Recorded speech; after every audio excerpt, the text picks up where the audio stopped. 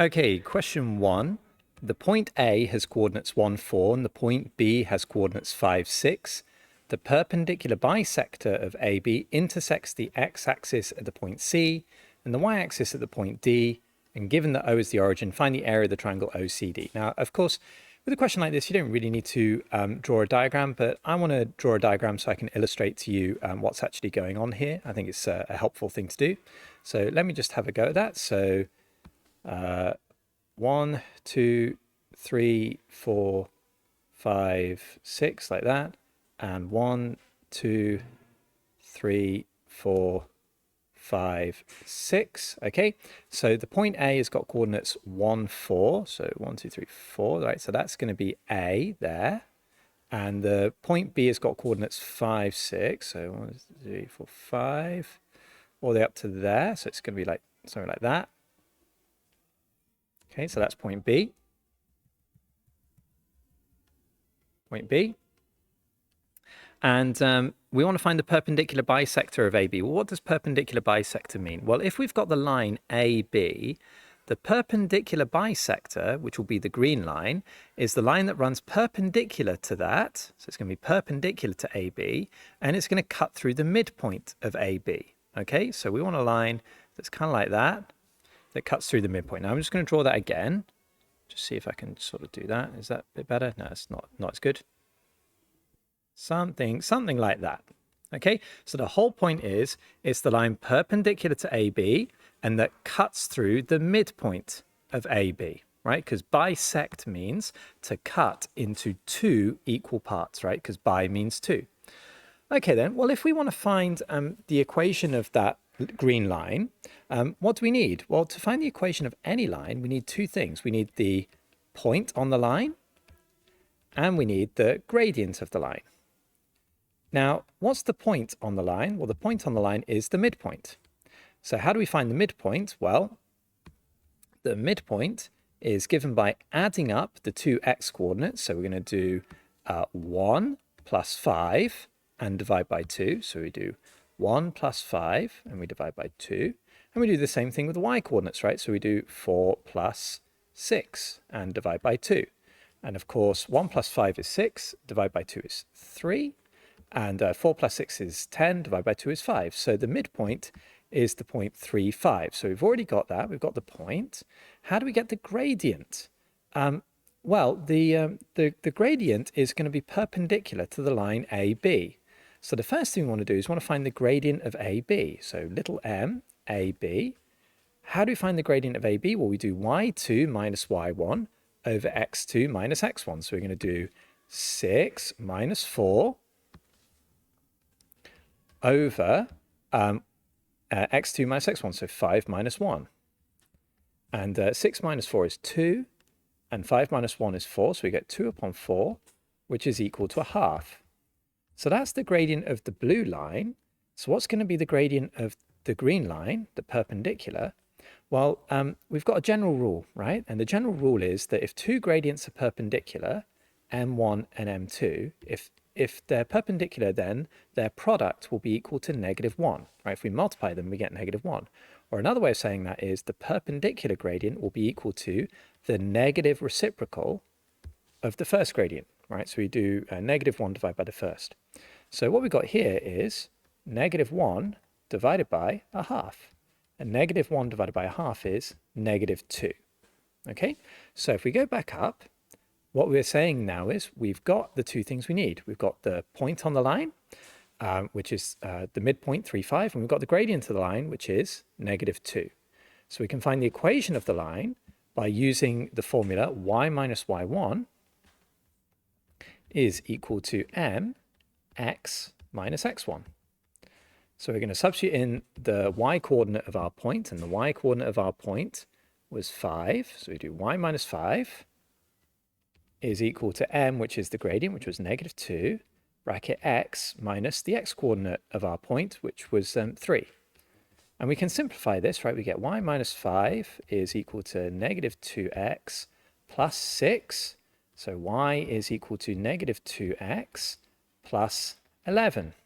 Okay, so if we go up here, the equation of this green line, the perpendicular bisector is y is equal to negative 2x plus 11.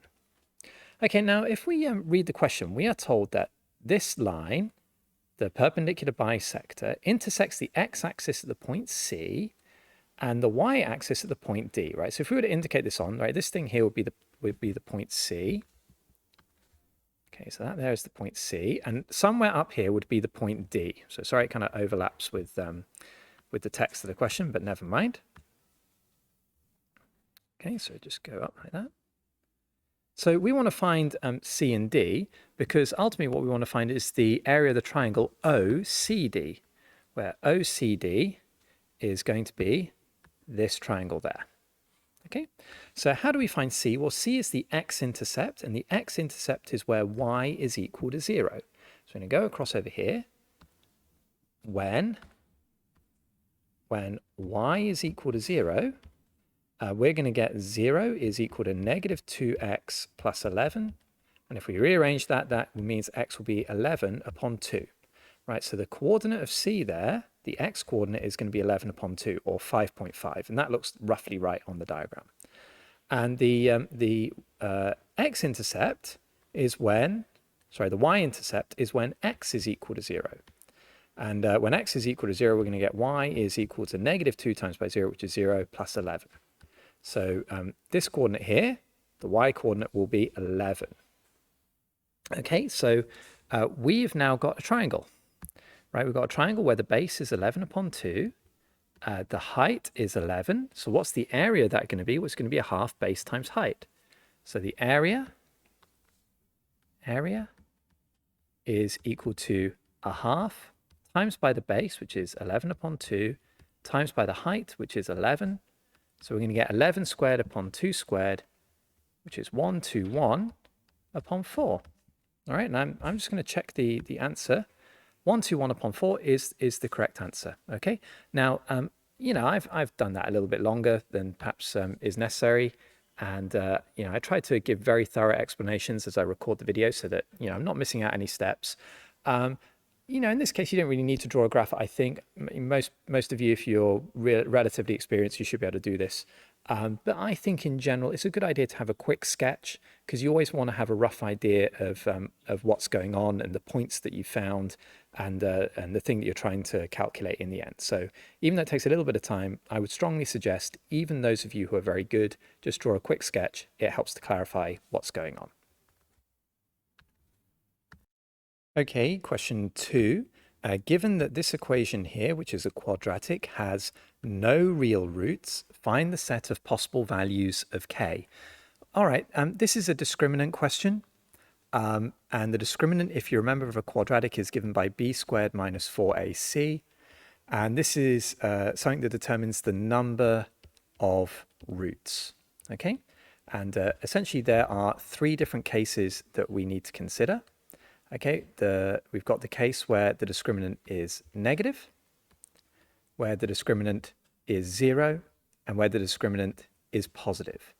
Now, if the discriminant is negative, there are no real roots. Okay, there are something called complex roots, but you'll come across that in A level. Okay, for our point of view, there are no real roots. If the discriminant is 0, then there is 1 repeated root. Okay, which means we've actually got 2 roots, but the 2 roots are identical. For example, 3 and 3.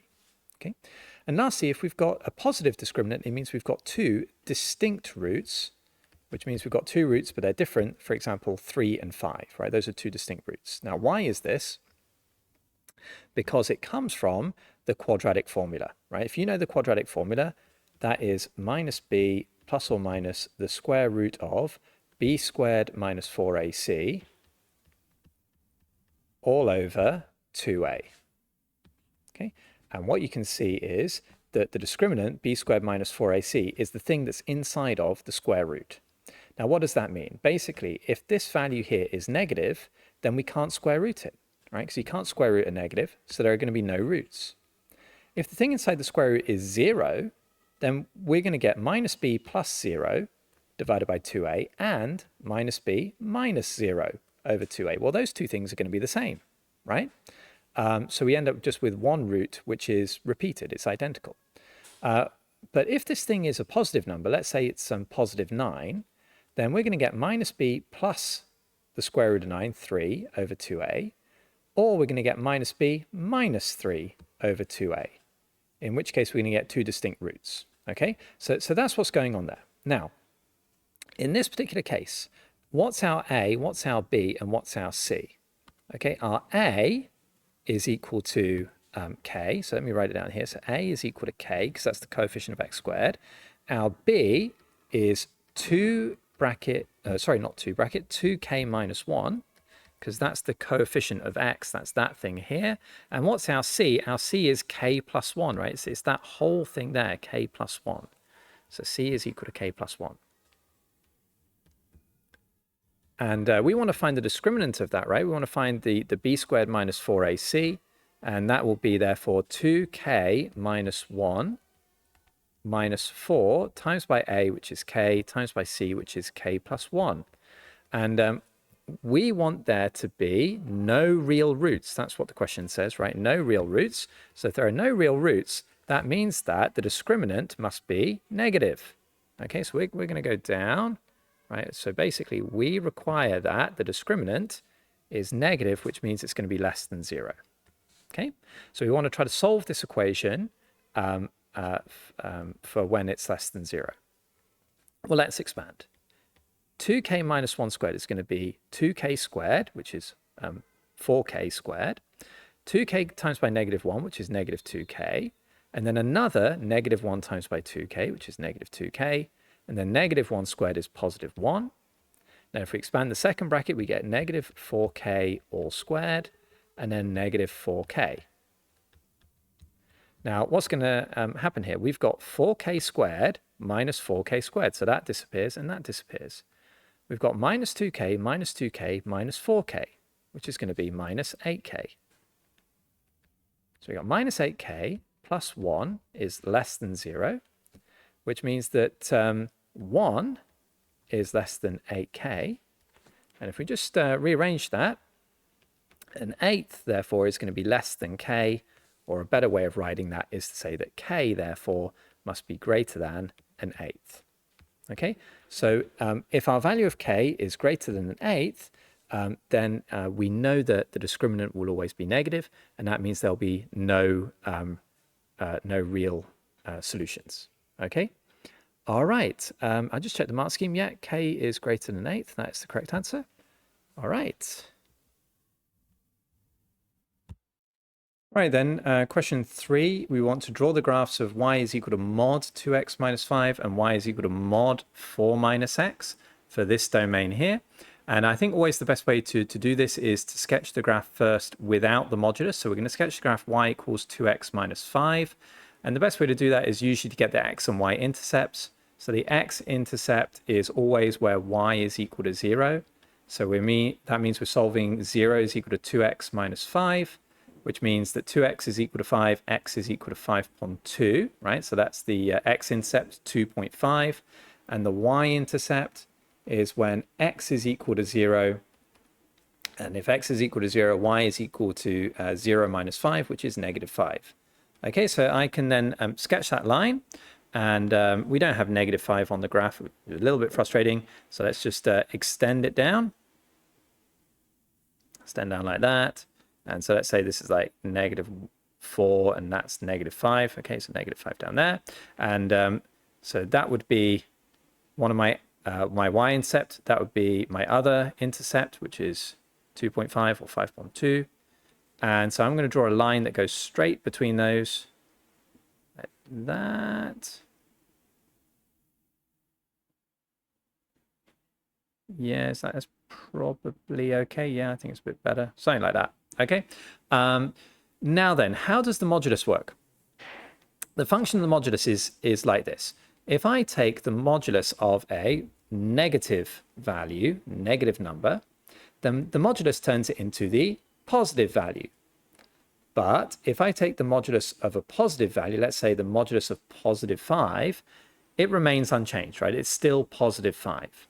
Okay, so essentially the function of the modulus is if the value inside the modulus is positive, there's no change. If the value inside the modulus is negative, then it turns it into a positive. Now, what it doesn't do is the following, right? This is the most common error I see with students.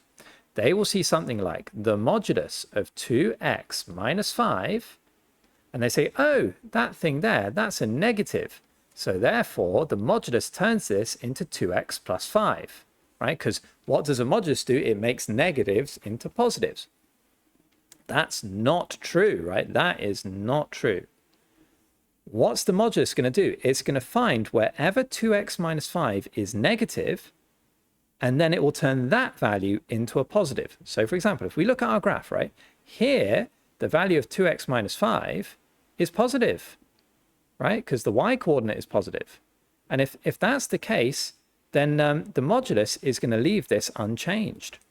But here, the value of 2x minus 5 is negative, right? Because the y coordinate is negative. So the modulus is going to turn that into positive. And what's that going to look like? It means we're going to get a reflection, right? So imagine we had a y value of -1. It's going to be reflected to +1. Y value is -3. It's going to be reflected to +3. And a y value of -5, the y-intercept, right, this guy down here is going to be reflected up to +5. So we need to indicate that, right? So our y-intercept for the modulus graph will be +5. So then what are we going to do? Well, we're going to get rid of all of this negative part of the graph. So that guy is now going to go, gone, gone, gone, gone, gone. Okay, like that. And I'm going to draw this part here like that. Okay, so that will be the graph of y is equal to the modulus of 2x minus 5. And then what we're going to do, we're going to do the same thing for y is equal to 4 minus x. Okay, so if we've got the graph of y is equal to 4 minus x, y is equal to 4 minus x, then let's find the x and y-intercept of that. So the x-intercept is when y is equal to 0, which means we're going to get 0 is equal to 4 minus x, which means that x is equal to 4, right? So that's the x-intercept at 4, and the y-intercept is when x is equal to 0, and that's going to be y is equal to 4. Okay, so we can plot those on. So y is equal to 4 is there, and x is equal to 4 is there, and so we would have a graph that's going to look something like this. Something like that. Okay, now of course, what's going to happen with the modulus? Well, it's going to be the same thing. Wherever 4 minus x is negative, like here, because these are negative values, the modulus is going to turn them into positives, which is going to be a reflection in the line y equals x. So I'm going to get rid of this part here.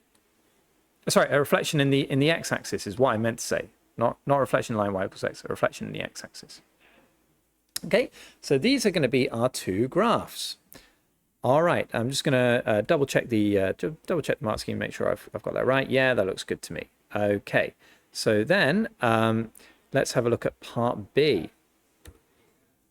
Use your graphs to solve the inequality 4 minus x is less than or equal to 2x minus 5. Okay, now the modulus of 4 minus x, right, was the green graph, right? That's y is equal to the modulus of 4 minus x, and we want to find when that is less than or equal to the modulus of 2x minus 5, which is the blue graph. So when is the green graph going to be less than the blue graph? Well, it's going to be everything from here to the left and everything from here to the right, right? Because here the green graph is below the blue graph, and here the green graph is also below the blue graph. It's only between 1 and 3, isn't it, right? Between here and here, that the green graph is above the blue. So we're just going to find out what those values are. Let's go down, dot, dot, dot, dot, dot, dot, dot, dot, dot. That is 1. And this value here that's 3. Let's get rid of that. So that value there is 3. So we want x values that are to the right of 3 and x values which are to the left of 1. Okay, so that means the solution should be x is less than or equal to 1 and x is greater than or equal to 3. Should be both of those things. Now let me just check the mark scheme. less than or equal to 1, x is greater than or equal to 3, final answer. Okay, and in this particular case, right, the question says using our graphs. So we need to have some way of showing that, and I suggest you to use like dotted lines or something like that, or indicate these points as the critical points for finding your solution. Okay, hope that was helpful. Question 4, which is a binomial expansion style of question. We want to find and simplify the term independent of x in this expansion here. Now, what does the phrase independent of x? It means that it's the term without any x in it. So, for example, if I had the expression 7x squared minus 3x plus 5 plus 2 upon x plus 6 upon x cubed, right? Then this term has got an x in it, that term's got an x, this term has got an x, this term has got an x. The only term that doesn't have an x is this one here, the 5. So that term is the term independent of x. So in other words, if we want to find the term independent of x in the expansion, we're looking for the constant term, the one term without an x. Now, how are we going to do that in this particular case? We are trying to find the expansion of x squared minus 1 upon 2x cubed. Now I'm going to write that a little bit different. I'm going to write it as plus minus 1 upon 2x cubed to the power of 10. And hopefully the reason for that will become a bit more obvious in a second. Now, it's going to be very tedious to find this full expansion, right? It's going to be very, very boring because it's going to have 11 terms. And this question is only worth 2 marks. So hopefully we can be a little bit more intelligent than that. What we need to recognize is that each term in this expansion is going to have the same basic form. We're going to have an x squared to some power. So we're going to get here an x squared, which is going to be raised to some power. And we're also going to have a negative 1 upon 2x cubed to another power. So we're going to get a negative 1 upon 2x cubed to another power, right? So that's the reason why I kind of wrote this as plus the negative, right? Because then we can do our binomial expansion. We don't have to worry about a negative sign here, right? We just treat this as like our term, and the term incorporates the negative. And along with that, we are always going to have a coefficient term, which is given by the combination thing, so NCR. So we're going to have 10C something. Okay, some number that goes there. All right, so essentially what we're really doing is we're looking to find a particular combination of these powers here that are going to give us a term where there's no x. Now, what do we know about the two numbers that go here? The two numbers that go here and here have got to add up to give 10, right? So for example, we could have a 0 and a 10. We can have a 1 and a 9, a 2 and an 8, a 3 and a 7, and a 4 and a 6, and so on and so on. But we also want it to be the case that whatever number we choose to go here and here is going to cancel off these x's. So we want to try to choose intelligently, okay? And let's say that we chose, for example, let's say we chose that to be 4 and that one to be 6, okay? Now, if we did that, what's going to happen? We're going to get power 2 to the power of 4, which is going to be power of 8. And on the bottom, we're going to get power 3 to the power of 6, which is going to be power of 18. Well, that doesn't work then, does it, right? Because power 8 divided by power 18 is not going to cancel off. So we know that it can't be that. So is there another combination that we could go for? So we could try, let's say we tried 7 and 3. Well, that's not going to work either, right? Because that's going to be a power of 14, and that's going to be a power of 9, so that's not going to cancel off either. What about 6 and 4? Right, if we put a 6 here and we put a 4 here, is that going to work? Well, we're going to get x squared to the power of 6, which is x to the power of 12, and this is x cubed to the power of 4, which is also the power of 12. So we're going to get a power of 12 here and a power of 12 there, and so the x's are all going to cancel off. So that's fantastic. That's exactly what we want. So we know that it's going to be 6 and 4. So then the question is, well, what number goes here? Well, actually, it doesn't really matter. We can choose either the 6 or the 4. So I'm going to choose the 4. Okay, so we now know what the term will be. So the thing we've got to do is you just got to expand it. Okay, so we're going to have 10c4, so I'll just keep that as it is for the time being, 10c4 times by x squared to the power of 6, that's x to the power of 12, times by negative 1 upon 2x cubed to the power of 4. Well, if we've got a negative to the power of 4, that's going to become a positive, right? Because negative times a negative is a positive, right? So and then we do it 2 more times, we'll get a positive. And then we're going to get 2 to the power of 4 on the bottom, and 2 to the power of 4 is 16. And then we're going to get x cubed to the power of 4, and x cubed to the power of 4 is x to the power of 12, okay? Dot, dot, dot, dot, because we had other terms as well. All right, so now we know that we've got our x to the power of 12 cancels, and our x to the power of 12 cancels. So basically we're left with 10c4 divided by 16. So I think now we can just get out our calculator. Okay, so let me type that in, 10c4, and I get 210 there. Okay, so that's 210. 210. And then divided by 16. So I divide that by 16 equals 105 upon 8. Okay, 105 upon 8. And so let me just have a quick look at the mark scheme. I just want to check that I'm right. Bum, bum, bum, bum. Yeah, 105 upon 8 is the right answer. All right, part B of this binomial expansion question, we want to use the binomial theorem to show that this whole thing here is equal to k root 2, where k is an integer. Okay, well, we've basically got two things to expand, so we're just going to expand both of them. So we've got 1 plus 2 root 2 to the power of 4.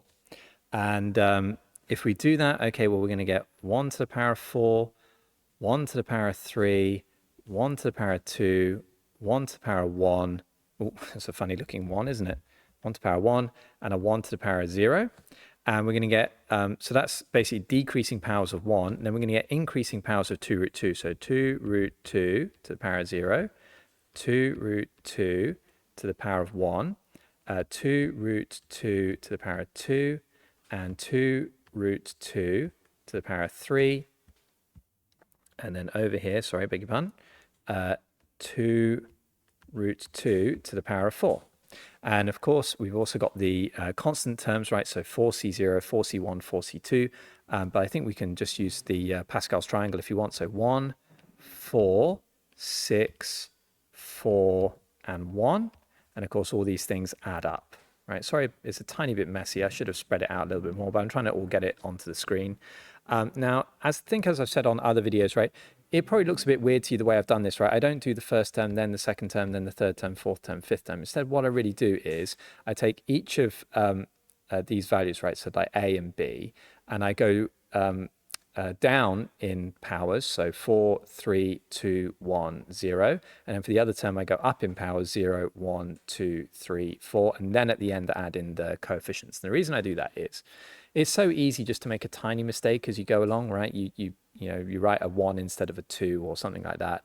And so I just find it easier to kind of do it the way I do it because, 4, 3, 2, 1, 0 and 0, 1, 2, 3, 4, you're less likely to make a mistake, okay? So I recommend it, but it is up to you. So let's now simplify this, okay? So let's take the first term. We've got 1 to the power of 4 is 1. And this thing, anything to the power of 0 is 1. So we've got 1 times 1 times 1, which is 1. And then here what we've got is we've got, for the second term, we've got 4, 1 to the power of 3 is 1, times by 2 root 2. Okay, then the next term, we've got 6, 1 to the power of 2 is 1. Now 2 root 2 to the power of 2, what's that? 2 root 2 to the power of 2. Well, we're going to get 2 squared, which is 4. And then root 2 squared is 2, right? Because root 2 times by root 2 is just 2. So we're going to get 2 squared, which is 4, times by root 2 squared, which is 2. Notice how I'm doing everything incredibly slowly because I'm just super, super, super patient, right? I don't rush it. I make sure I get it right. The next term, we've got 4. 1 to the power of 1 is 1. Now 2 root 2 to the power of 3. We're going to get 2 to the power of 3. That's 8. And then we're going to get root 2 to the power of 3. Well, what's root 2 to the power of 3? It's root 2 times root 2, which is 2, times by another root 2. So we're going to end up with 2 root 2. Okay, let me just say that again. We're going to get root 2 times root 2, which is 2. And then we've got to times it by another root 2, so we get a root 2 there. And then lastly, we've got 1 to the power of 0 is 1, so we've got 1 times by 1. And then 2 root 2 to the power of 4. Well, 2 to the power of 4 is 16. Now, root 2 to the power of 4, what is it? It was root 2 squared, which is 2, and then squared again, which is 4. Okay, so now what I can do is I can simplify this whole thing, right? Because I've got 1 plus 4 times 1 times 2 root 2 is 8 root 2. And 4 times by 1 times by 4 times by, 6 times by 1 times by 4 times by 2. 6 times by 4 is 24, times by 2 is 48. Okay, and 4 times by 1 times by 8 times by 2 root 2. Well, 4 times by 8 is 32, times by 2 is 64. So we've got 64 root 2. And then we've got 16 times by 4, which is 64. Okay, now at this point, we can actually immediately leap to our result for 1 minus 2 root 2 to the power of 4. Why is that? Well, because basically this is the same thing as doing 1 plus negative 2 root 2. So let me just change that. Really, this is the same thing as 1 plus negative 2 root 2. And so the only thing that will change is when we've got 2 root 2's to a odd power, right? Because if we've got the negative 2 root 2 to an even power, then we're going to get positive, right? Because negative 2 root 2 squared will be a positive, so that term will be the same. And negative 2 root 2 to the power of 4 will also be a positive, so that would be the same. So in other words, the only terms that are actually going to change will be that thing there and that thing there. Those will become negatives, right? So this term and this term will become negative. So I can write it out immediately and say this is 1 minus 8 root 2 plus 48 minus 64 root 2 plus 64, right? Because it's only this guy here and this guy here, they change, they become negative and negative. So then if I want to add these two up, right, if I want to add up these two, make that a bit neater, like that. So that is, I'm trying to compute 1 plus 2 root 2 to the power of 4 plus 1 minus 2 root 2 to the power of 4, which is what we're asked to do in the question. Oh no, sorry, beg your pardon. We're asked to minus that. Beg your pardon. We're not asked to add them. We're asked to subtract them. Let me just change that. So we're subtracting, and that means we're subtracting there. Yep. Then what we're going to get is we're going to get 1 minus 1, which is 0. 8 root 2 minus 8 root 2, so that's plus 8 root 2. So we're going to get here 16 root 2. And then we'll get 48 minus 48, which is 0. 64 root 2 minus 64 root 2, so we're adding 64 root 2. So that's going to give us 128 root 2.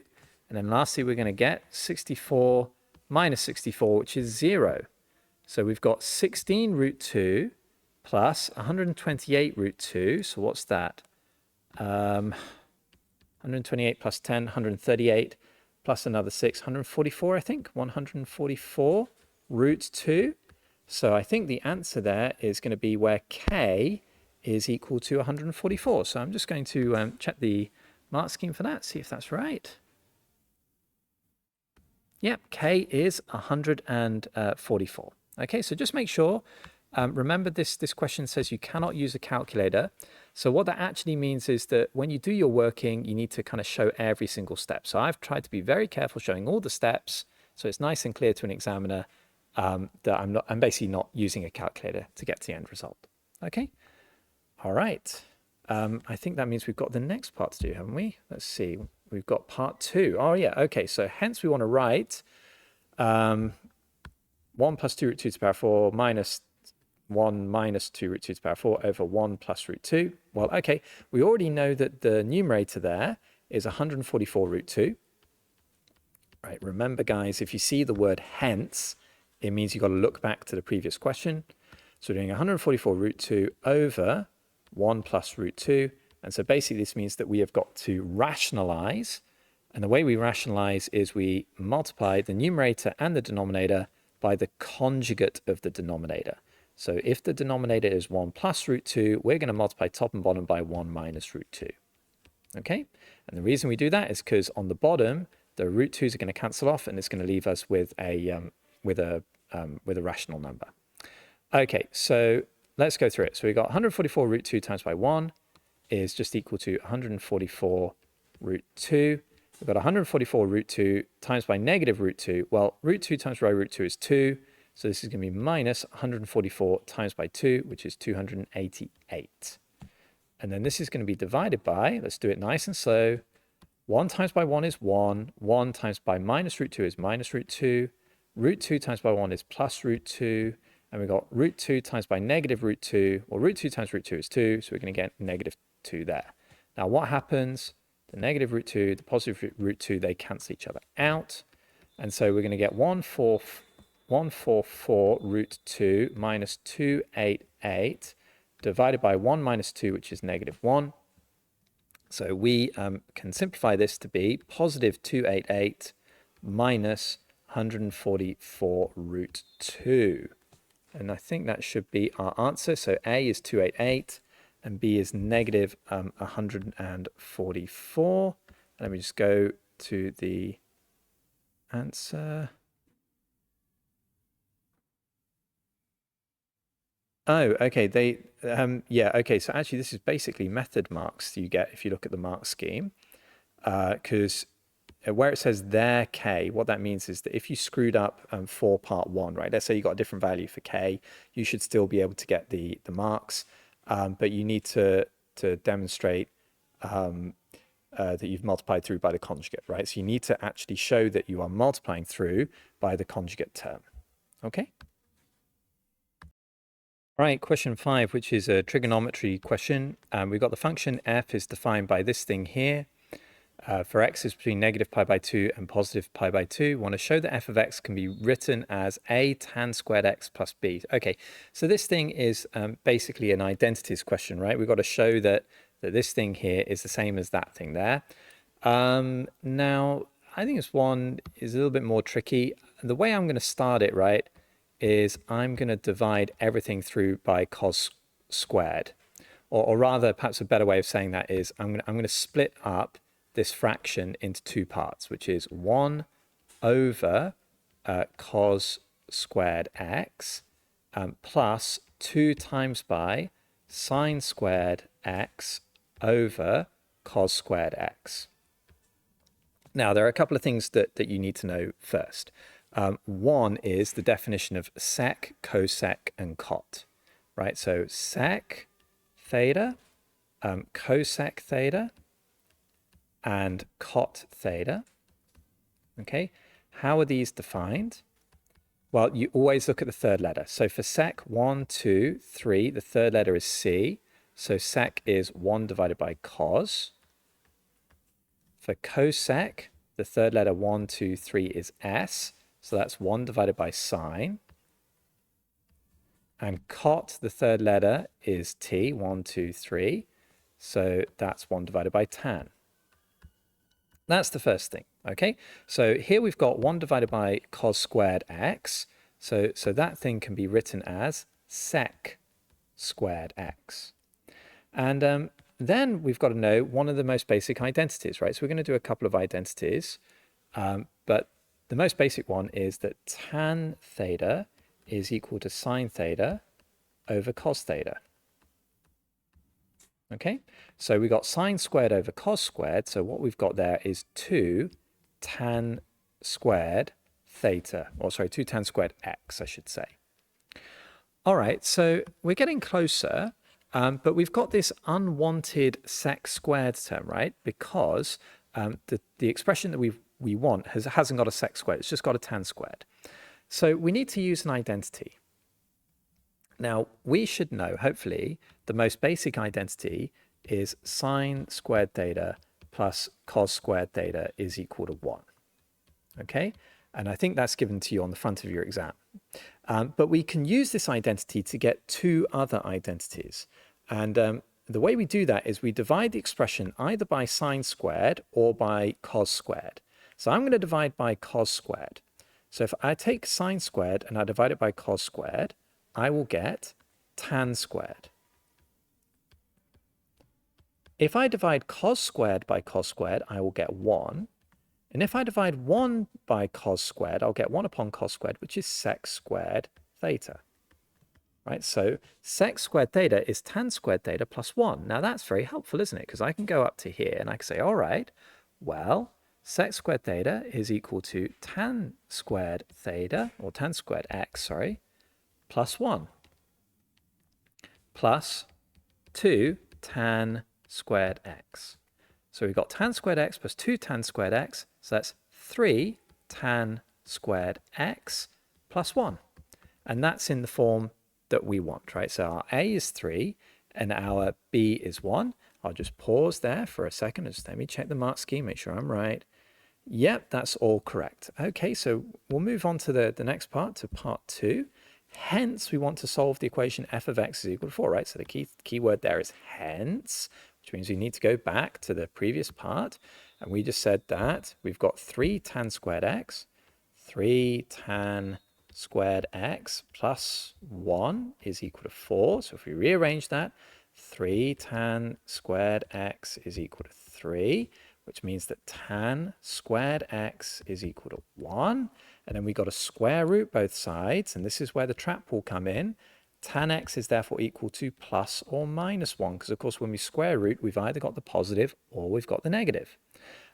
Now we are in radians, and so we need to make sure our calculator is set to radians, but hopefully you should know that this is going to give us pi by 4 and negative pi by 4. And the reason for that is this is one of the critical angles.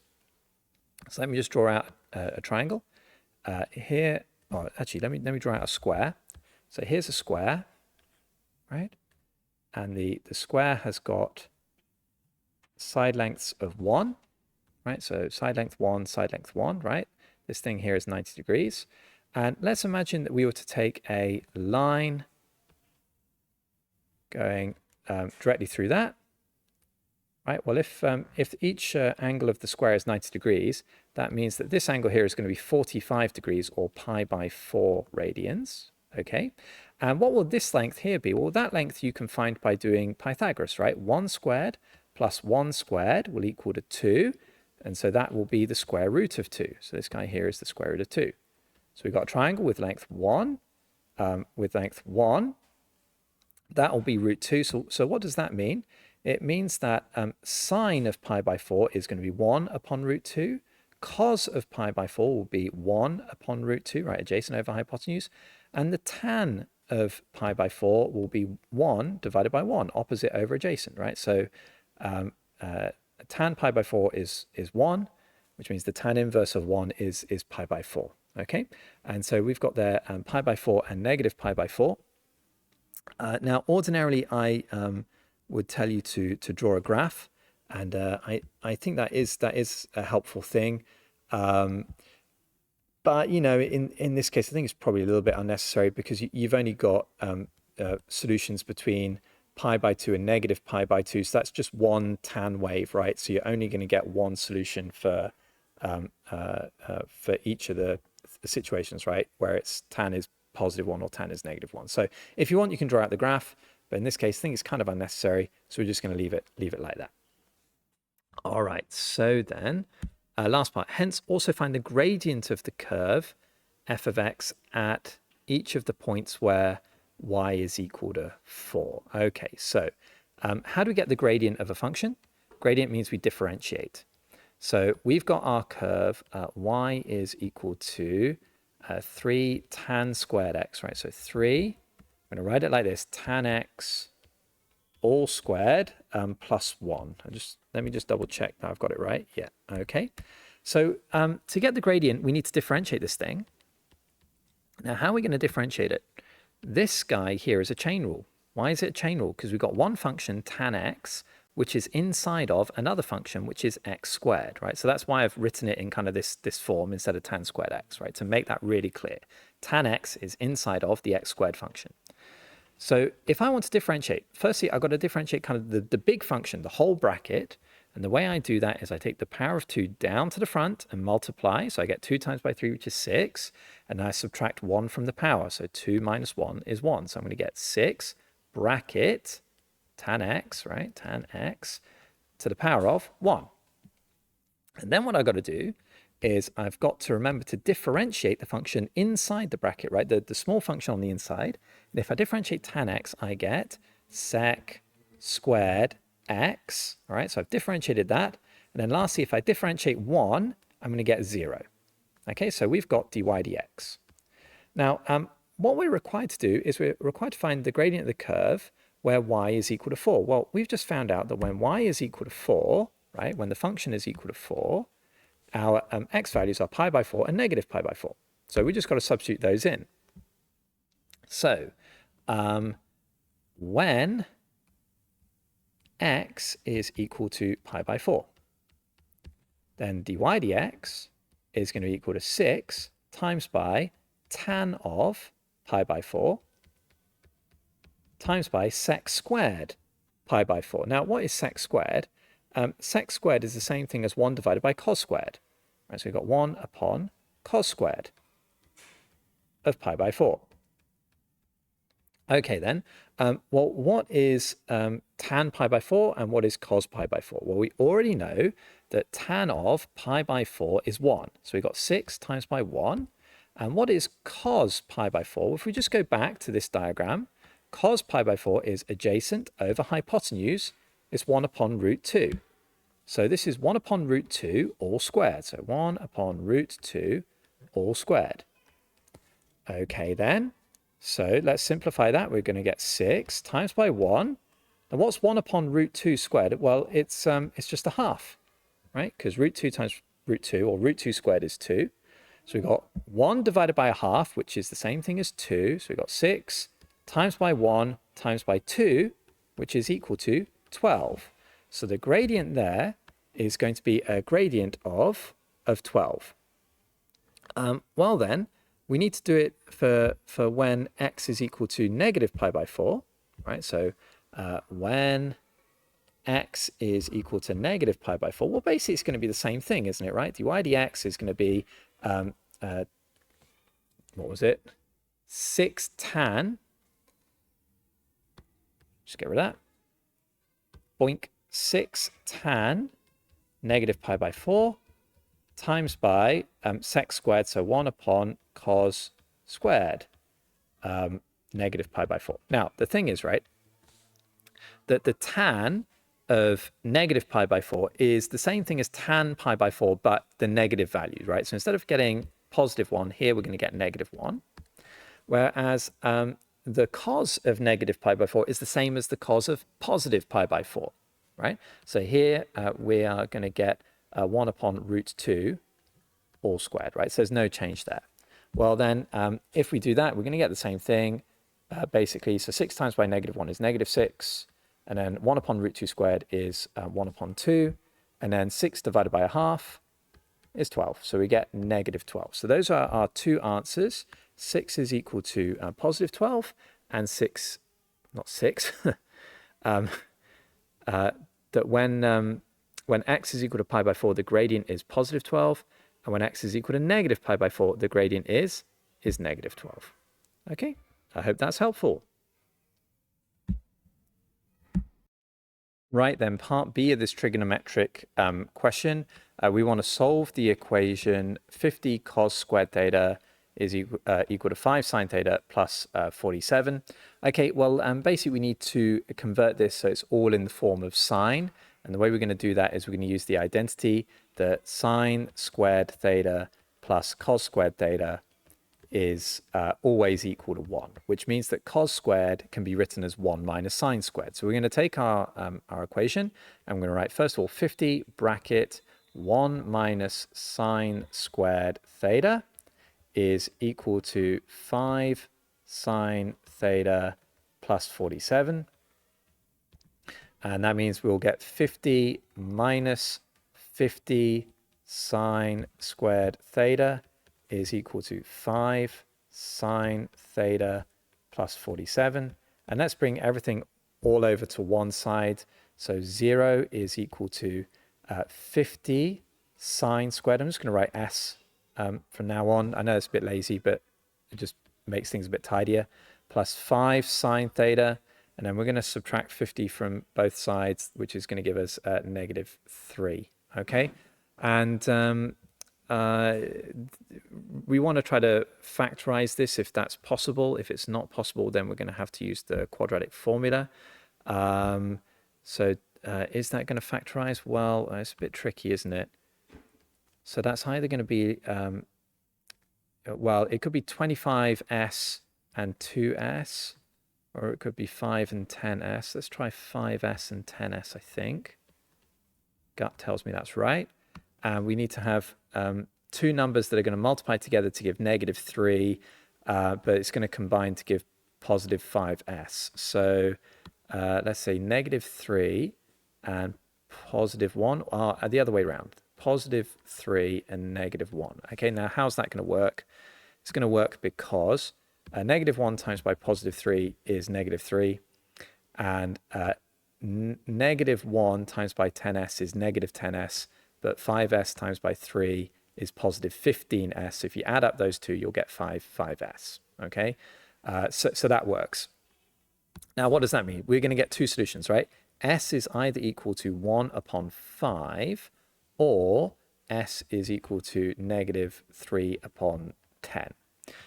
So we've got basically two different trigonometric equations to solve.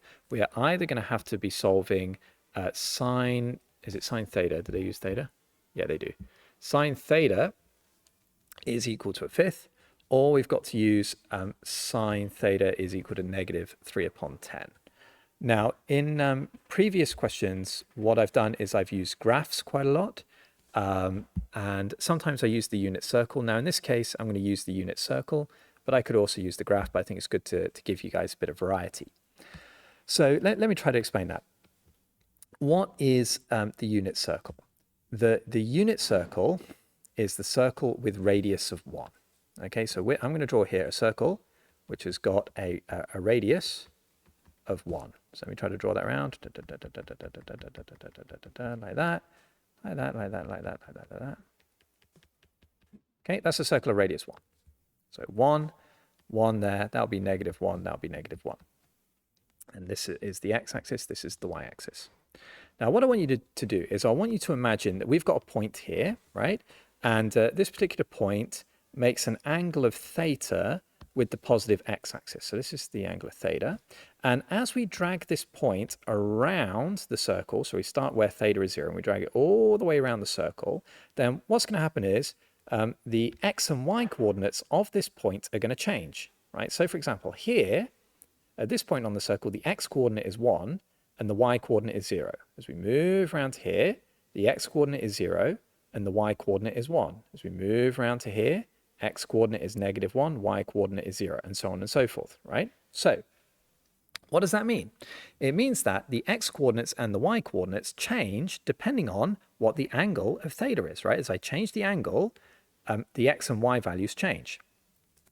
Now then, this is basically what sine and cos are, right? What does cos tell us? Cos theta tells us what the x coordinate is for a particular angle of theta, right? So let me give you an example. Here, at this point, the angle theta is 0, right? And so cos 0 should give me 1. Why? Because 1 is the x coordinate at this particular point. If I move around to here, my angle is 90 degrees, and my x coordinate is 0, right? And that should make sense because cos 90 is equal to 0. If we move around to here, right, my angle is now 180 degrees. And what's my x coordinate? My x coordinate's negative 1. And cos 180 is therefore equal to -1, right? So the whole thing, right? What is cos theta?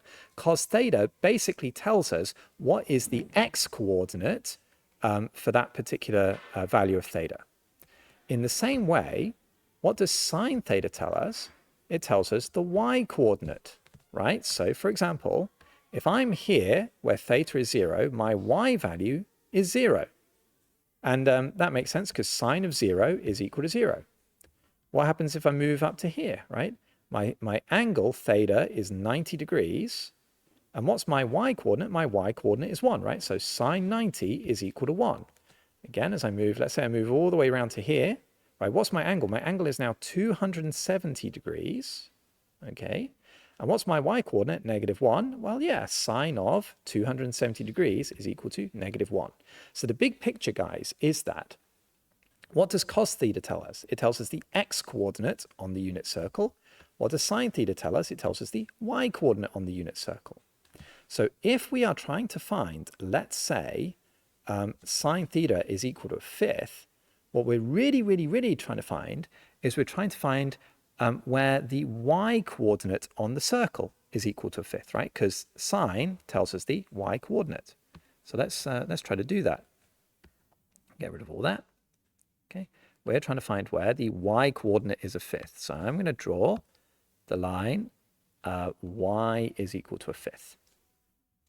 Okay, so in other words, what we're trying to do now is we're trying to find that angle there. Oh dear, let me do that a bit better if you don't mind. Trying to find that angle there. And we're also trying to find the angle that takes us to there. Okay, like that and like that. And so what we can do is we can stick that into our calculator. So let me do sine inverse of a fifth. Now I think we're in degrees, aren't we? So I'm just trying to find out. Yeah, my calculator's set to degrees. So I want to do sine inverse of 0.2. And that will give me 11.5. Okay, so the angle is 11.5. And that means that angle, this angle here is 11.5. Well, if that's the case, by symmetry, that angle is also 11. This angle here is also 11.5.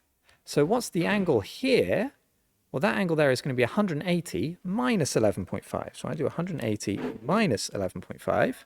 And what I get is 163. 168.5, beg your pardon, 168.5. Can't read my calculator. 168.5, right? So those are the first two solutions. So I'll just check my my mark scheme, make sure I'm right. Yeah, 11.5, 168.5. Okay, then we want to find where sine theta is equal to -3/10. Well, what's that the same thing as doing? Is finding where the y coordinate is -3/10. So let's draw a line. Y is equal to -3/10. So let's say that's like here. Okay, just exaggerate it a bit. So this is -3/10. So now what are we trying to do? We're trying to find basically that angle and that angle, right? So this guy here and this guy here. Well, if we put that into a calculator, right? If we do sine inverse of -0.3. Yeah. Sorry, my calculator's a bit annoying. I get -17.45. Now, -17.45 is that angle there. We're going around in the opposite direction. Now, we don't want that angle. What we want is, because we're told in the question, we want it between 0 and 360, right? So we can't have negatives, is we want to have this angle all the way around there. Well, what is that angle? It's going to be one whole rotation, 360 degrees, and then backwards minus the 17.45. So I've got to do 360 minus 17.45, which will give me 342.5. Okay, so I get 342.5. Okay, so I got that one, but I also want to get that angle there, right? So this last one. Well, if that angle was 17.5, then by symmetry, that angle will be 17.5. So this whole thing will be 180, right, there to there, plus the 17.5. So let me try to work that out. That gives me 137.5. Sorry, not 137, 197. I can't read, can I?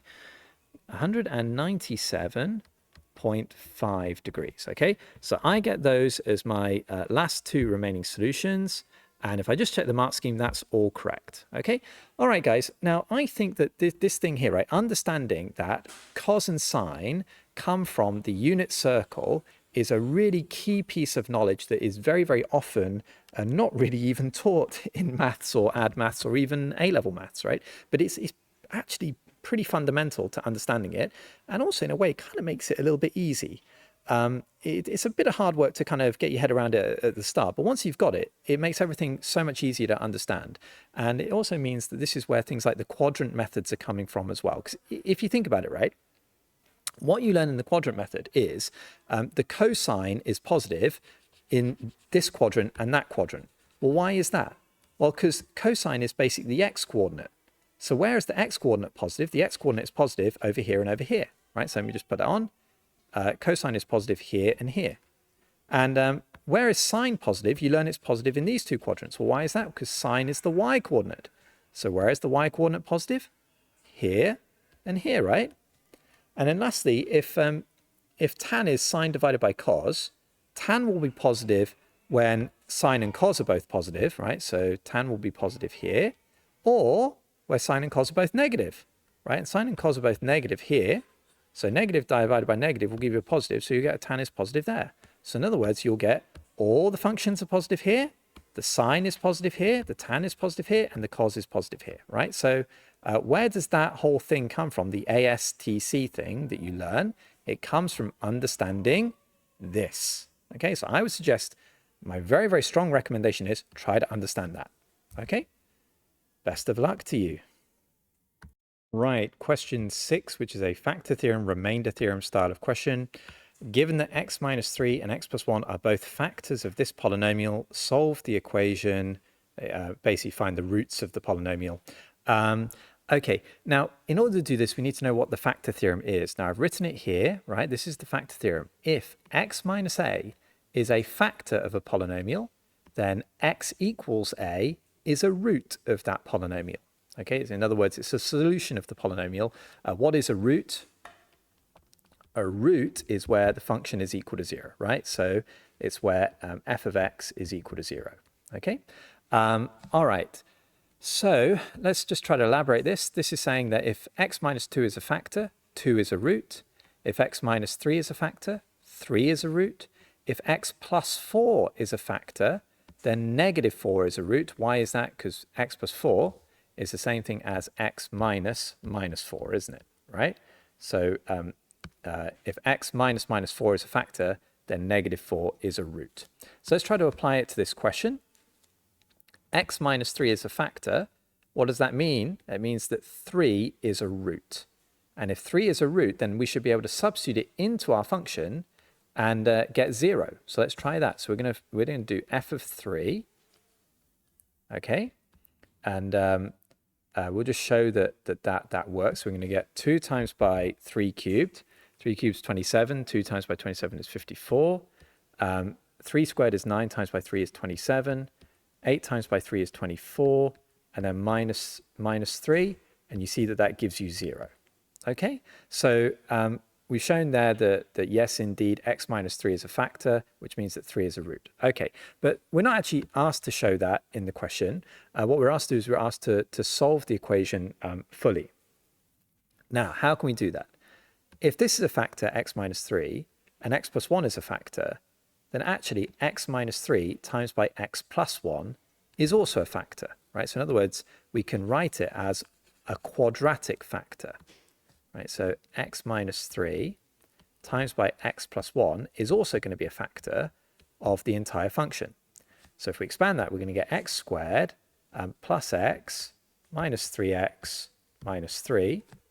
So x squared minus 2x minus 3 is the quadratic. Okay, so let's just think about it. If that's a factor and that's a factor, then this quadratic is also a factor. In the same way that, let's say I've got, if I know that, let's say I've got the number 20, right? And I know that there are 2 factors of 20, or let's say I've got how do I want to do it? Like 2 and 10 and 5 and 2, right? If I know that 5 and 2 are both factors of 20, then I also know actually that 10, which is 5 times by 2, is also a factor of 20, right? So in this case, if I know that x minus 3 and x plus 1 are factors, I also know that x minus 3 times x plus 1 is also a factor, right? That's the logic. Okay, how can I use that? Well, I can basically use it now by doing polynomial division. I'm going to take my entire polynomial and I'm going to divide it by this quadratic. So I have got the quadratic. What is it? 2x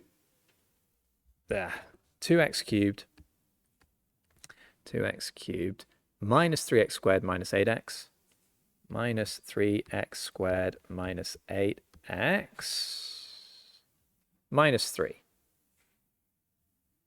Okay, and I'm going to divide that whole thing by x squared minus 2x minus 3. Okay, like that. So I'm going to do polynomial division. How do I do polynomial division? Well, I take my leading term, which in this case is this thing here, 2x cubed, and I'm going to divide it by x squared. And if I do that, I'm going to get 2x. Okay, and then I take that 2x and I multiply it through by everything in the divisor. So 2x times by x squared is 2x cubed. 2x times by negative 2x is negative 4x squared. And 2x times by negative 3 is negative 6x. And so then what I'm going to do is I'm going to subtract the bottom equation from the top. So 2x cubed minus 2x cubed is 0. Negative 3x squared minus 4x squared. So I'm adding 4x squared. It's going to be plus x squared. Negative 8x minus 6x is negative 2x. And I'm left with the negative 3. And I take the leading term again, x squared. I divide it by x squared, I get 1. So I get plus 1 there. And I take that 1 and I multiply it through by the entire divisor. So 1 times by that will just be x squared minus 2x minus 3. And of course, if I was to subtract that off, again, then what I'll get is I'll get 0. Right, which is what we want, because we know that this thing here is a factor, so there shouldn't be any remainder. We should get a remainder of 0. So what has that showed? That has also showed that 2x plus 1 is also a factor of our polynomial. So the polynomial can be written as f of x is equal to, so the factors were x minus 3 and x plus 1. So x minus 3 and x plus 1 and 2x plus 1 is the remaining factor. And if that's the case, then what's going to be the roots of this function? In other words, where will f of x equal 0? Well, it will either be when x is equal to positive 3, or x is equal to negative 1, or x is equal to negative 1/2, right? When 2x plus 1 is equal to 0. So I get x is 3, x is negative 1, and x is negative 1/2 will be the solutions there. Yeah, okay, that's the answers. So let's move on to the next part. Okay, the polynomial p of x is equal to this thing here, blah, blah, blah, where a, b, and c are constants, has a remainder of negative 5 when divided by x minus 1, and the curve y equals p of x has stationary points at 4/3 and 2. Find the values of a, b, and c. Okay, now then, here we've got to use the remainder theorem, right? So I stated the factor theorem in the first part, even though it wasn't really necessary. So now we're going to do the remainder theorem. What does the remainder theorem say? If we take a polynomial p of x and we divide it by x minus a, and we get a remainder r, then what that means is that if we were to substitute a into the polynomial, we will get the remainder r, right? So an example, if I was to take a polynomial and divide it by x minus 2, and I get a remainder of 5, that means if I was to take 2 and substitute it into the polynomial, I will get 5. Okay, so here in this particular case, we're dividing by x minus 1 and we get a remainder of negative 5. What does that actually mean? It means that if I was to take positive 1 and substitute it into the polynomial, I should get negative 5. So that's exactly what I'm going to do. So let's write that down. So we're saying negative 5 will equal to, if I substitute 1 in, I'm going to get 1 cubed, which is 1, plus a times by 1 squared, so that's a, plus b times by 1, which is b, plus c. Okay, and if I was to rearrange that, we're saying negative 6 is equal to a plus b plus c. So we've got an equation there. the second thing we're told is that the function has got stationary points when x is equal to 4 upon 3 and x is equal to 2. Well, how do we find stationary points? Stationary points is where the gradient is 0. And so that means it's where dy dx is 0. So we've got to differentiate this function here. So let's just write that all out. P of x is equal to x cubed plus ax squared plus bx plus c. Let me just double check all of that. Plus bx plus c, yeah. And we want to differentiate this, right? So we're going to find p prime. So if we differentiate that, we will get 3x squared plus 2ax plus b, right? If we differentiate bx, we get b. And if we differentiate c, we'll get 0 because c is a constant, okay? Now, if we have got stationary points at 4 upon 3 and 2, then what does that mean? It means the gradient of those two places is 0. So we know that p prime of 4 upon 3 is equal to 0. And p prime of 2 is also equal to 0. So what we're going to do is we're going to do that. So we'll substitute in 4 upon 3 into our first derivative, right? So into here. So we're going to get 3 times by 4 upon 3 all squared plus 2a times by 4 upon 3 plus b. So let's try to simplify that all out. So that's going to be 3 times by 4 squared, which is 16, divided by 3 squared, which is 9, plus 2a times by 4, which is 8a upon 3, plus b. Well, okay, we can cancel a little bit, right? Divide top and bottom by 3, so that gives us 16 upon 3. And I think the best thing is we get rid of the fraction. The way we get rid of the fraction is we multiply the entire equation through by 3. So if I do that, I'm going to get 16 plus 8a plus 3b. Okay, or another way of writing that, probably better, is 8a plus 3b is equal to negative 16. 16. Okay, all right then. Well, we can do the same thing by substituting in x is equal to 2, isn't it, right? So we can say that p prime of 2 is also equal to 0, right? So if we do that, 0 will be equal to, okay, 3 times by 2 squared. So 2 squared is 4, plus 2a times by 2. So 2a times by 2 plus, what was it? Was it b? Plus b. All right, so that's going to be 12 plus 4a plus b.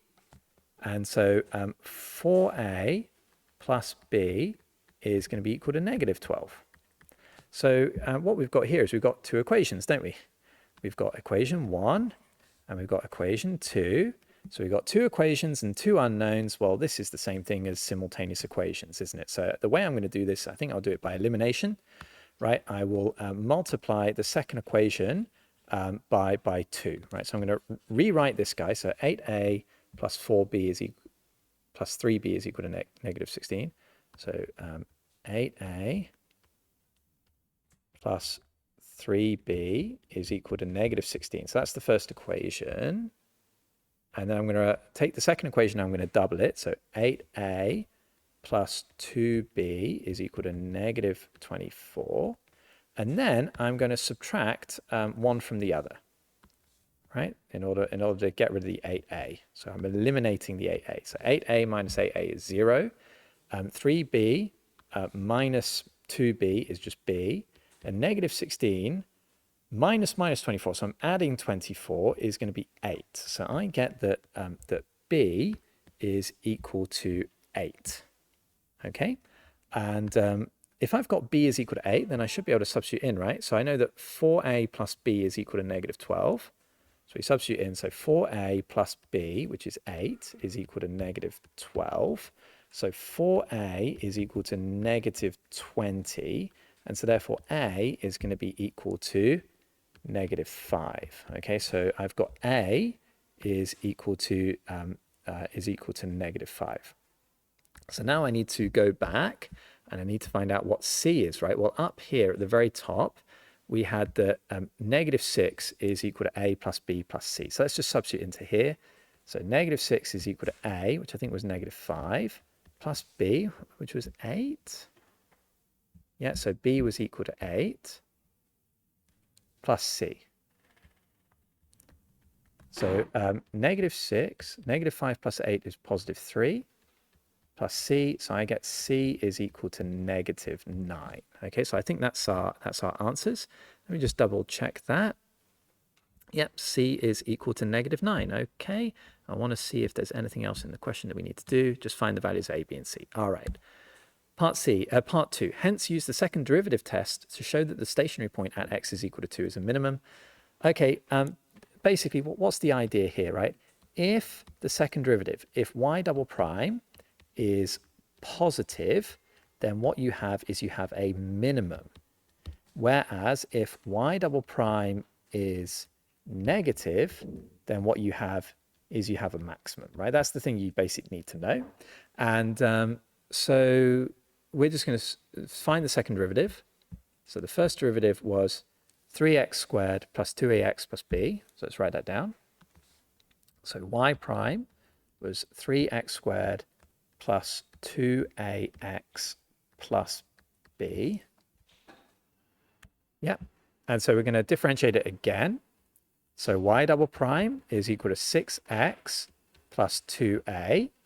And we already know what the value of a is, right? A was equal to, let's just go down. What was it? -5. So 2 times by -5 is -10. And so when x is equal to 2, we know that the second derivative, y double prime, is equal to 6 times by 2, which is 12, minus 10, which is equal to +2. And so you need to say something like, since y double prime is positive or is greater than 0, the stationary point is a minimum. Okay, and that'll be your answer.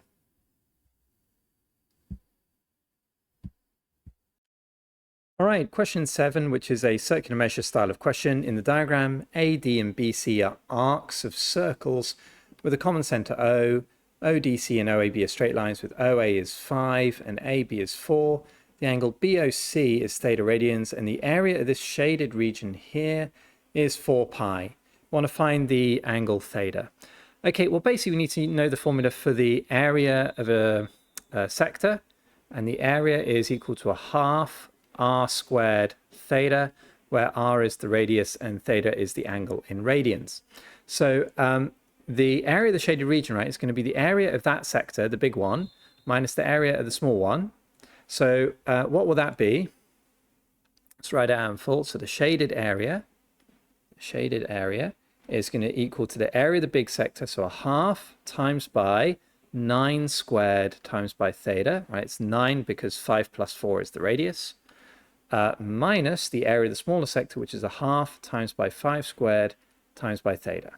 So we can factorize this, can't we? Because we've got 1/2 theta. So we're going to get 9 squared 81 minus 5 squared 25. And so if I was to do that subtraction, 81 minus 20 is 61, minus 5 is 56. Okay, so we get 1/2 of 56, which is 28. So we got 28 theta. And of course, we know that this has got to be equal to 4 pi because we're told in the question. So therefore, 28 theta is equal to 4 pi. And therefore, theta is equal to 4 pi divided by 28, which is pi upon 7 radians. Okay, so that should be the answer. I'll just check the mark scheme. And yep, that's okay. So let's move on to part B. The straight line AC is added to the diagram and the region ACD is now shaded. So that's our new region. Want to find the perimeter of the shaded region. Okay, well, the perimeter is going to be given by that length there. Well, that's kind of easy because that length's got to be the same as that length. So we just label that as 4. And then we got this length here, which is the arc of a circle. And then we got this length here. Well, the arc of a circle should be fairly straightforward because the formula for the arc length is r times by theta. And the radius is 5 and the angle is what was it, pi by 7. So we got 5 times by pi by 7. So we got 5 pi upon 7, right? So that's the arc length. So then the only thing we've got left is this thing here. Well, basically, we can say that we've got a triangle like that, right? We've got the triangle OCA, and we can use, therefore, the cosine rule. Cosine rule is a squared is equal to b squared plus c squared minus 2bc times by the cosine of a. In other words, in this triangle, that length squared is going to be equal to that length squared plus that length squared minus 2 lots of that length times by the cosine of that angle. So all we're going to do is just going to substitute in. So if I do that, b squared is 5 squared plus 9 squared minus 2 lots of 5 times by 9 times by the cosine of the angle, which we found out was pi by 7. Okay, and so that length there is the length AC. So AC squared is that. Well, let's simplify all of that. 5 squared is 25 plus 9 squared, so 25 plus 81 is 106. Okay, and then 2 times by 5 is 10, times by 9 is 90, so minus 90 cos pi by 7, and therefore AC is going to be the square root of that. So what's the total perimeter going to be?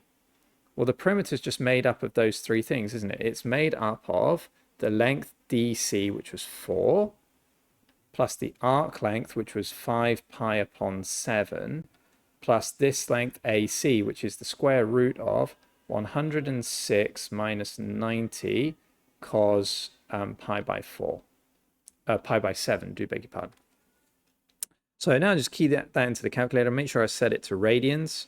So I'll calculate it now. So cos of pi divided by 7, close brackets, times by 90 equals 106 minus that answer equals square root that answer equals plus 4 equals, and then plus 5 pi over 7, and that equals 11.2. So I get a perimeter of 11.2.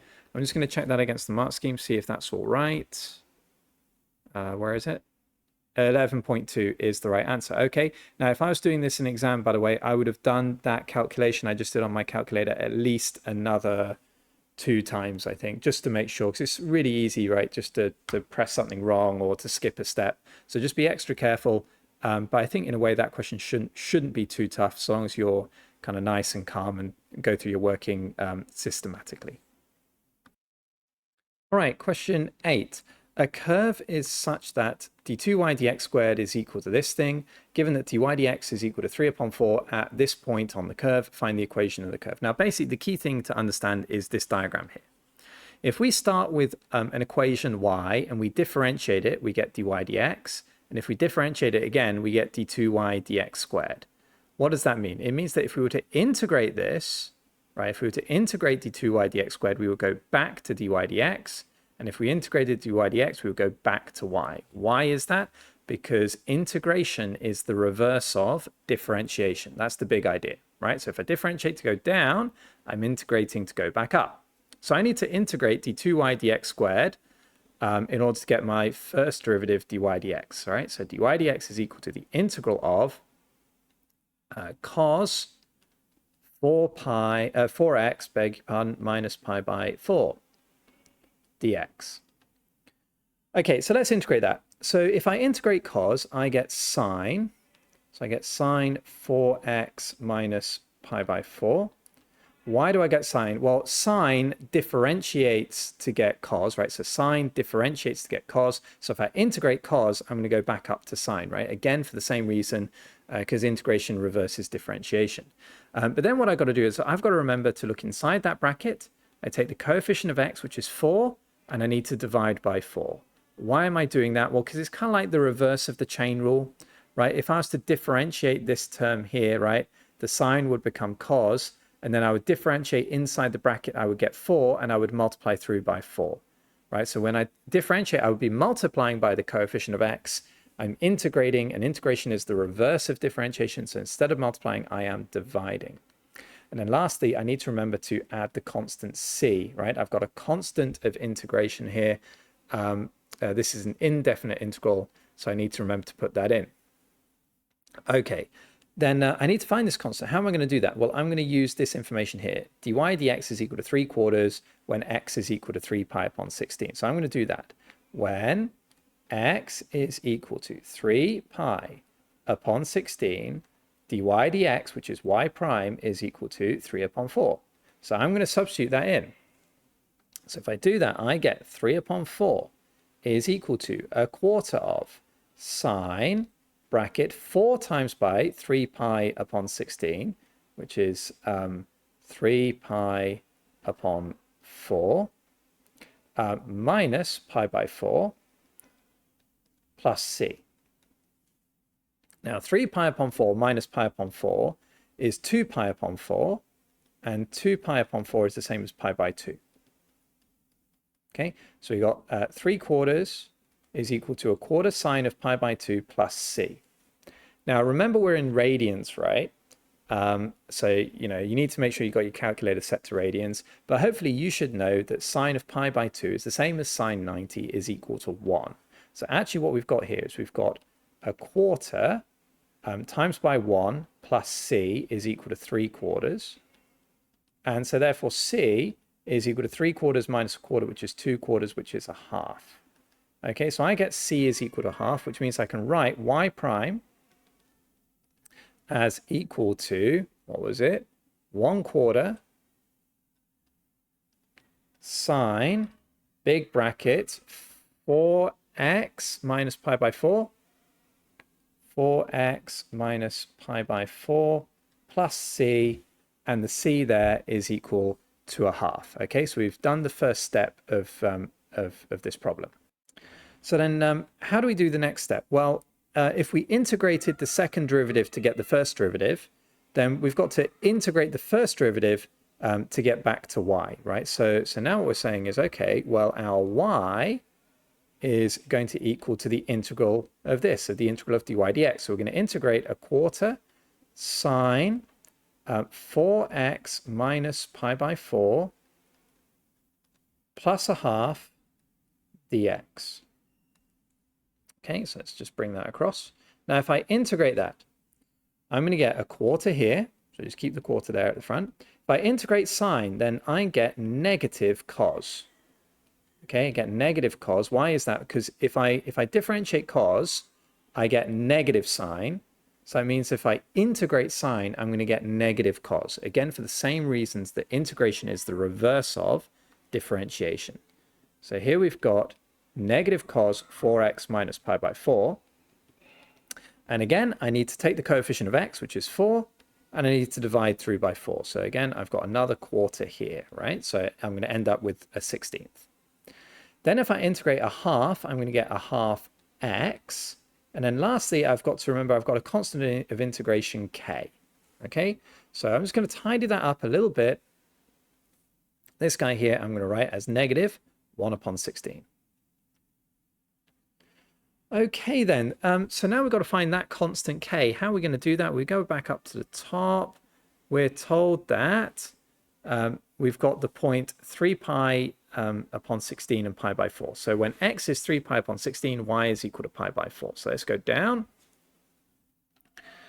When x is equal to 3 pi upon 16, y is equal to pi by 4. So we're going to substitute all of that in to what we've got here. So pi by 4 will be equal to negative a 16th times by the cosine of 4 times by 3 pi upon 16, which is 3 pi upon 4 minus pi upon 4 plus 1/2 of 3 pi upon 16 plus k.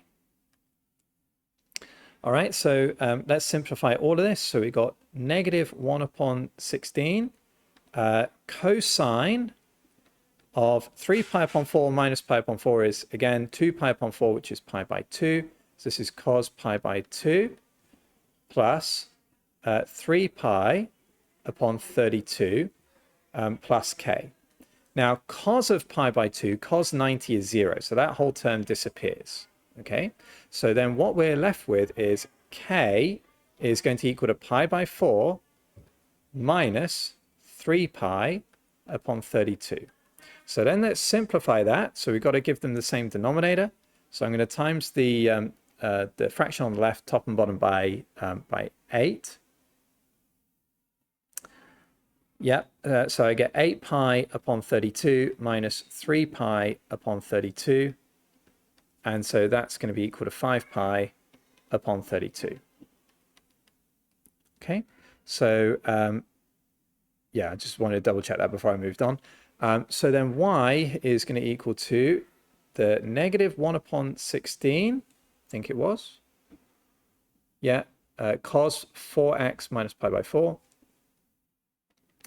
Cos 4x minus pi by 4 plus a half x, was it? I think that's right. Yeah, plus a half x plus k, and the k is 5 pi upon 32. So I think that should be our answer. Let me just double check the mark scheme. Yeah, that's right. That is the answer. Okay. All right. So I hope that was relatively clear, guys. Okay, question 9. The diagram shows the sketch of part of the curve y equals 4 plus 3x minus 1 to the power of negative 1. So that's that curve there. And the line x is equal to 9, which is that line. The point A has x coordinate of 1. And the tangent to the curve at A, which is this line here, meets the x-axis at the point B. We want to find the area of the shaded region. Okay, now then. With a problem like this, I think most of you are going to look at it and you're going to say, this is an integration question. And you are right. You are 100% right. It is an integration question. However, I think it may not be helpful to think of it that way first, because the actual problem you're asked is to find the area of the shaded region. And to find the area of the shaded region, you really got to do quite a lot of steps, of which integration is a part, but it actually is quite a minor part in the end. So let's just take a step back. And let's say if we had to find the area of that shape there, how would we do it?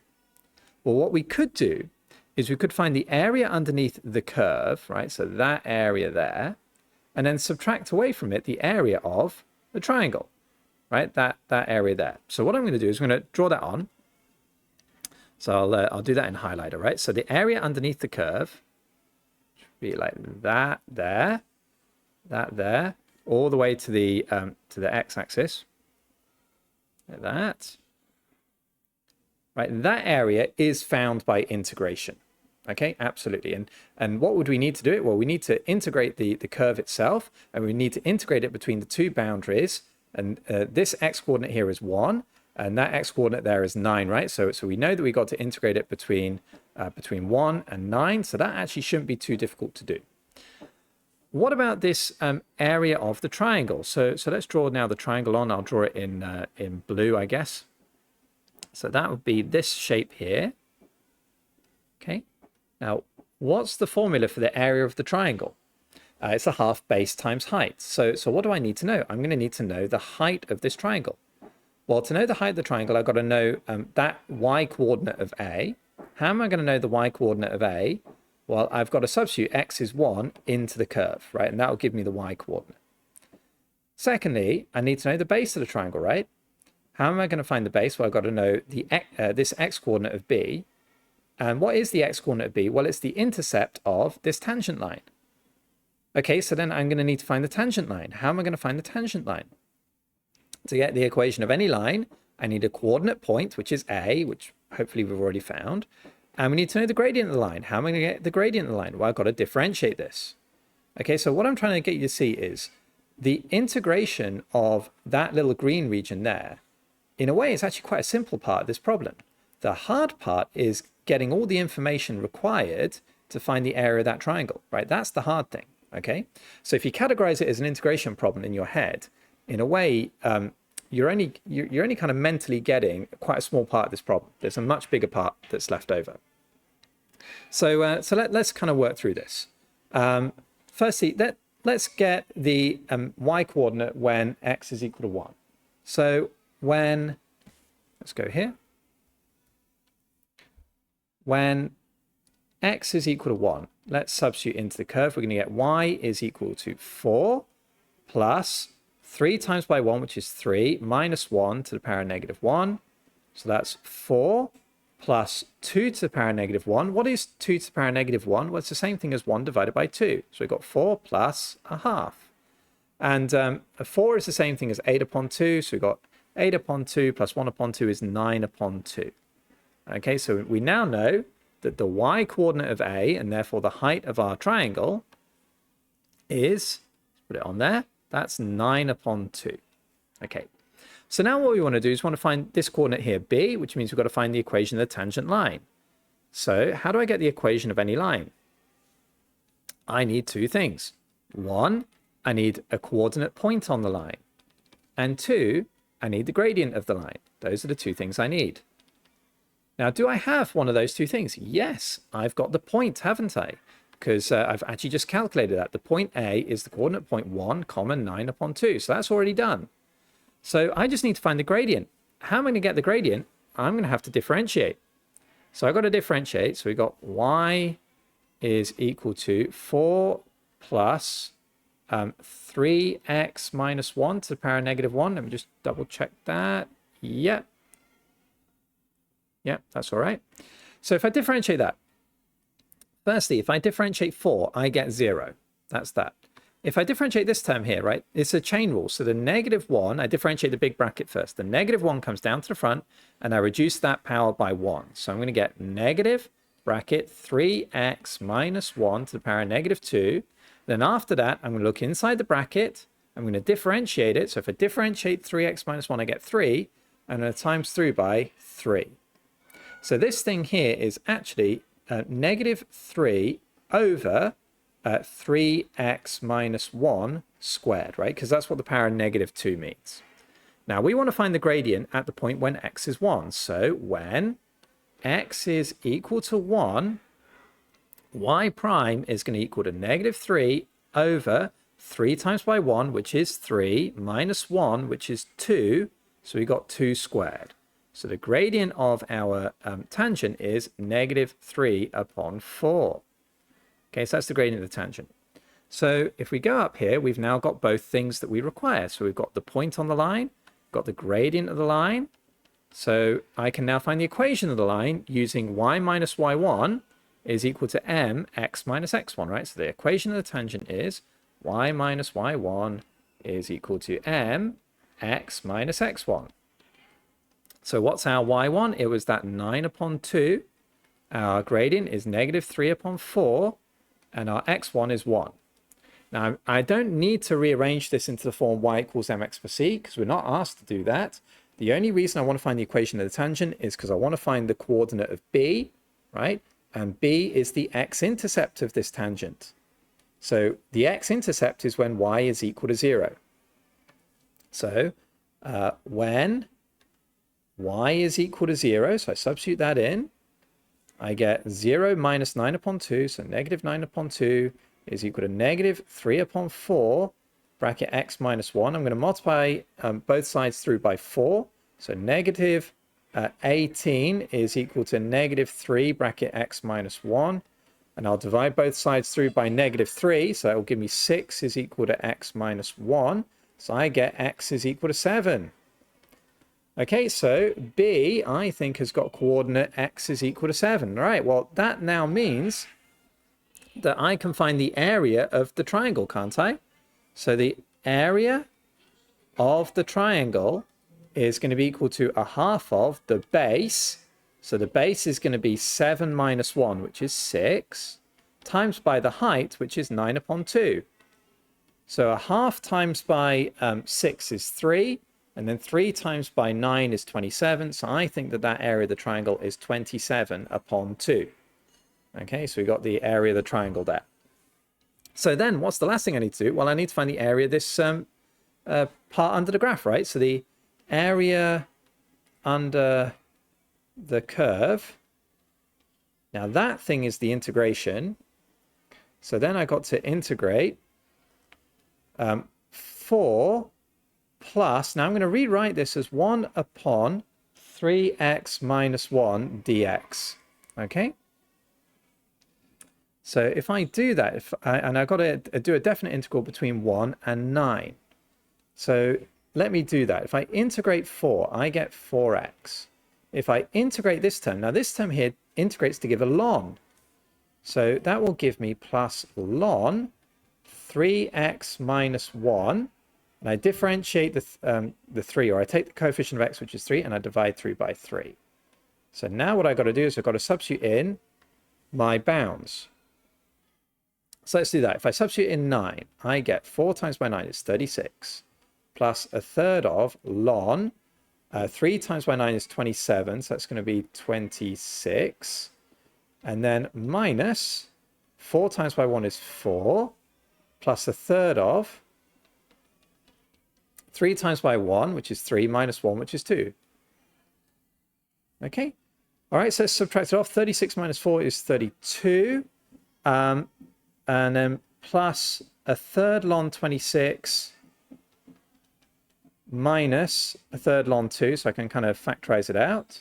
Okay, just give me like 1 second. And if I do that, I get a third ln 13, because I got ln 26 minus ln 2 is ln 13. So that's my area that under the curve.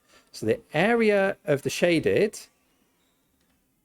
is going to equal to that thing, 32 plus a third ln 13 minus the area of the triangle, which was 27 upon 2.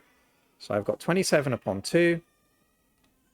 So I got 64 minus 27. So 64 minus 27 is 37 upon 2 plus a third of ln 13. And I think that should be our answer. I'm just going to check the mark scheme, see if we're right. 37 upon 2, which is 18.5 plus a third ln 13. That is correct. Okay. I hope that was helpful, guys. If you like these videos, please like and subscribe. Okay, we're in question 10, the last question of the paper. Diagram shows a parallelogram OABC. The point D divides the line OC into the ratio 2 to 3. So I'll just label that on. So 2 to 3. It's a parallelogram as well, isn't it? So OA is parallel to BC, and AB is parallel to OC. So just put that on, I think. And the point P lies on the line AD such that OP is equal to lambda OB. So O to P is equal to lambda lots of O to B, and AP is equal to mu AD, which is AP is equal to mu lots of this, where lambda and mu are scalars. Find two expressions for OP, each in terms of A, C, and a scalar, and show that P divides both DA, that line there, and OB in the ratio of m to n, where m and n are integers to be found. All right, then. I think the best thing to do is to try to understand what these two expressions here represent. Now, we take the first one, which is OP is lambda lots of OB, right? What does that refer to? That refers to this line here, okay? And what about the second expression, this one? AP is equal to mu AD. That refers to that line there, right? So we've got two kind of statements that both represent two lines. And what we want to do is we want to find the vector that takes us O to P to this point here, beg your pardon, to that point there. And the way we're going to do that is we're going to do one following the green line and the other following the blue line, right? So the green line is going to be quite straightforward. Just go along the green line from O to P. But the blue line, we've got to go up O to A and then go A to P. Okay, so that would be the two ways of going from O all the way to P. So let's try to do that. So OP, let's follow the green line first. That's equal to lambda lots of OB. So then we need to find an expression for OB. Well, what's OB going to be? We can go from O to C and then C to B, can't we, right? So O to C, C to B. So let's write that down. So we've got lambda lots of O to C plus C to B. But we know that the vector C to B is parallel to, it's the same thing as the vector O to A, right? So this can be written as lambda lots of C plus A, right? Because OC is the vector C, that's that, and CB is the same thing as the vector OA, so that's the vector A there. All right. So I'm going to rewrite this as lambda bracket A plus C, or perhaps better, lambda A plus lambda C. Okay, so that's the first one. Second one, let's follow the blue line. So OP is going to be equal to O to A plus mu lots of, or plus A to P. Let's do it that way first. So what am I trying to do? I'm trying to go from here to here, and then here to here, right? O to A, and then A to P. Okay, then, well, the vector OA, that's just A. AP, now what's that? Well, that is equal to mu lots of AD. Okay, so I'm going to write that down. We've got OA is the vector A plus mu lots of A to D. Well, then we've got to find out what the vector A to D is, right? Well, the vector A to D is going to be A to O plus O to D. All right, so let's write that down. So that will be A plus mu, the vector A to O, plus the vector O to D. All right, then. Well, what's the vector A to O? A to O is the same thing as negative A, because we're going backwards, right? So if OA, if this thing here, O to A, is the vector A, if I reverse that, that's going to be negative A. Now, what about the vector O to D? Well, OD, right, is 2/5 of the vector OC, right? Because this length here is 2, and this length here is 3, so this total length is 5. So OD is 2/5 of C. So we're going to write that down as plus 2/5 of the vector O to C, which is just C. So now if I simplify this, I've got A minus mu A plus 2/5 of mu C. And if I was to factorize out the A, then here I'm going to get 1 minus mu times by A plus 2/5 of mu C, right? So what have I got here? I've now got two expressions for the vector O to P. I've got this one here, and I've also got this one here, right? So this one here and this one here. Well, if these are both OP, then these two vectors must be equal to each other. They must be the same. And if that's the case, you notice that each vector is given by a little bit of A and a little bit of C, right? A little bit of A, a little bit of C. Well, then the little bits of A must be the same, and the little bits of C must also be the same. So I can do a bit of comparison. So in other words, what I'm saying is that part there, that part there, lambda, must be the same as 1 minus mu. And also this part here, I'll do it in white, right, must be the same as 2/5 mu. So I'm going to write that down. I'm going to do comparison. So by comparison, right, I've got the components of A, and if I do that, lambda will equal to 1 minus mu. And if I compare the components of C, then I get lambda is equal to 2/5 mu. Well, okay, if lambda is equal to 2/5 mu, then I think I can just substitute that into the first equation. So I call it 1, call it 2. So I'm going to substitute 2 into equation 1. So if I do that, I'm going to get 2/5 mu. Sorry about that. Pen went a bit odd. 2/5 mu is equal to 1 minus mu. And so then if I add mu to both sides, I'm going to get 2/5 mu plus 1 mu, which is 5/5 mu. So this adds up to give 7/5 mu is equal to 1. So mu is equal to 5/7. Okay, so mu is equal to 5/7. And if that's the case, then lambda is 2/5 of that. So lambda is equal to 2/5 of mu. So it's 2/5 times by 5/7. So that will be 2/7.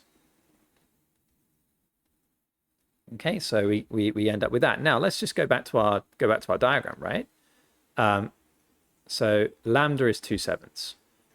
What does lambda represent? It represents the fraction of the green line, right? So if this is 2/7, if this thing here is 2/7 of that, then I could kind of write on that this would be 2 and that would be 5, right? So the ratio of O to P and P to B would be 2 to 5.